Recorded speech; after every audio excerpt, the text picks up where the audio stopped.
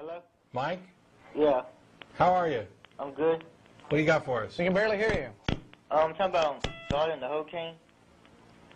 Oh, the hurricane? Yeah. Yeah. Yeah, what do you want to say about him? I say, if you believe in God, if you're in a hurricane, what's happened like in 2010, 2011, all that stuff? Well, I don't know that I think he said if, are you talking about like we're having really bad hurricanes now, so will they get worse? That's what I'm trying to say. It's possible. Do you know what a hurricane is? It's like a big, Yeah. like Well, yeah, I mean, I know, yeah, it's a big storm, but I mean, do you know what they're for? Do you know what the function they serve? No. Okay, well, what a hurricane is it's a weather system that cycles excess heat from the equatorial regions, from the center of the Earth, up to the poles. They're basically heat sinks. It's a way. It's the Earth's self-cooling system. And the reason that we're having very, very violent hurricanes over the last few years is because we have a hotter Earth. It's this thing called global warming that some people want to believe is something that doesn't exist. And so when you have a hotter planet, you're going to have nastier storms. You're going to have some heavy weather.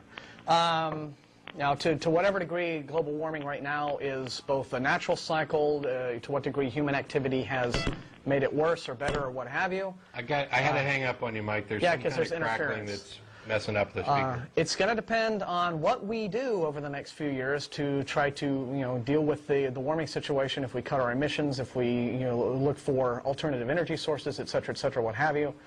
Whether or not the hurricanes get milder or worse, I think that's going to have a lot to do with it.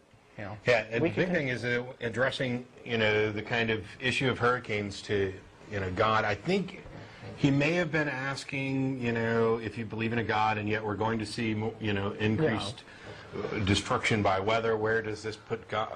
Sure, there are a lot of people who are saying, oh, well, heavy hurricanes, so it's a sign of the end times, right? I mean, that's a fundamentalist view. Or maybe it's a sign of an evil God. Or maybe it's a sign that God doesn't exist, and the longer that we keep pretending that God exists. Well, certainly that would be the Pat Robertson thing, right? I mean, the Florida had the gay parade, so God's going to send hurricanes and meteors and aliens and, whatever else to wipe them out. And maybe it's a sign that the longer we keep believing in these invisible friends in the sky who like to toss tornadoes at homos prevents us from actually dealing with real issues, from focusing on what's really happening on the planet we live on, what can we or can't we do about it. And these people who are waiting for the end times to be ushered in, anybody who treats the end of the world like it's a party they can't wait to get to, walk away from that person. Okay, you don't need to know them. Yeah, if you really are that, ready to be hurried off to Jesus' side, shoot yourself. Yeah. I mean, but this is why find somebody to do it. But see, there's the little suicide loophole about. That's why I said find somebody to do it if you think suicide's a problem. No, but a lot of people ask atheists, well, what does atheists, what does being atheist, give you, right? I mean, what's the benefit? Religious people have all these sound bites about, why it's great to be a believer, and what it does for you, and a lot of people think, well, atheism is just nothing, right? It doesn't do anything wrong. I think that this last call was a perfect example of, as an atheist, if your mind isn't cluttered by all of this mystical and supernatural claptrap, and you're faced with a real-world problem, well, then you're pretty much inclined to look for real-world solutions to that problem.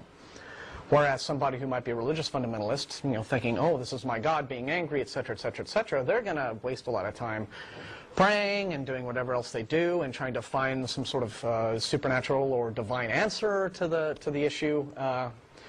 And they're going to waste a lot of time when what they have, in fact, is a practical matter that needs to be dealt with practically. Atheism kind of forces you to just sort of look at the real world and say, well, what are our problems?